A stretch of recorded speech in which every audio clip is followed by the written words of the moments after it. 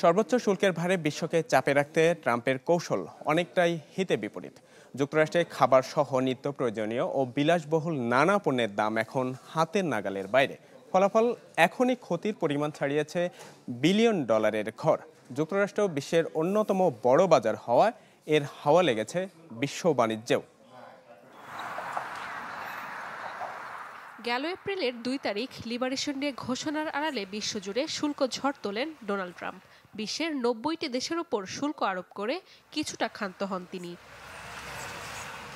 শুল্ক কার্যকরের মাত্র একদিন আগে রাজনৈতিক প্রভাব বজায় রাখতে ব্রাজিলের উপর বসানো হয় ৫০% শুল্ক।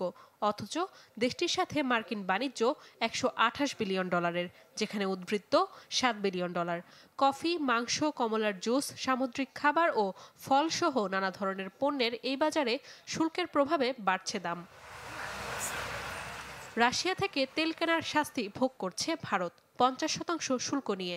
ইউএসটিআর বলছে, গেল বছরেও দেশটির সাথে ২১২ বিলিয়ন ডলারের বাণিজ্য করে দেশটি। কাপড়, রত্ন পাথর, গহনা, চিংড়ি, চামড়া ও জুতা, রাসায়নিক সহ নানা ধরনের যন্ত্রপাতির দাম মার্কিন যুক্তরাষ্ট্রে এখন আকাশচুম্বী। শুল্কের কারণে বাড়ছে এই দাম।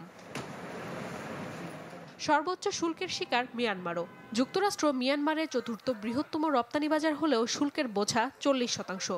গেল বছরেও দেশটির সাথে প্রায় ১ বিলিয়ন ডলারের বাণিজ্য করে যুক্তরাষ্ট্র, যেখানে ঘাটতি ছিল ৫৭৬ মিলিয়ন ডলার। শুল্ক ঝুঁকিতে রয়েছে সুইজারল্যান্ডও। ৩৮ বিলিয়ন ডলারের বাণিজ্য ঘাটতি মোকাবেলায় মিত্র দেশটির উপর শুল্ক বসাতে দুবার ভাবেননি ট্রাম্প।